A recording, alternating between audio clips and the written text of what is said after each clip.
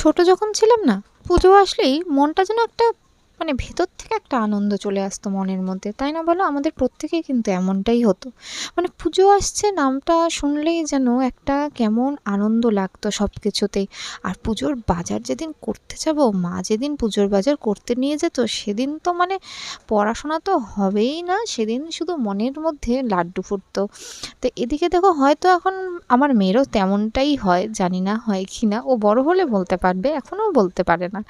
তো এখন কিন্তু আমার ঠিক আগের মতন আর ওই আনন্দটা আর কেন জানি আসে না ভেতর থেকে।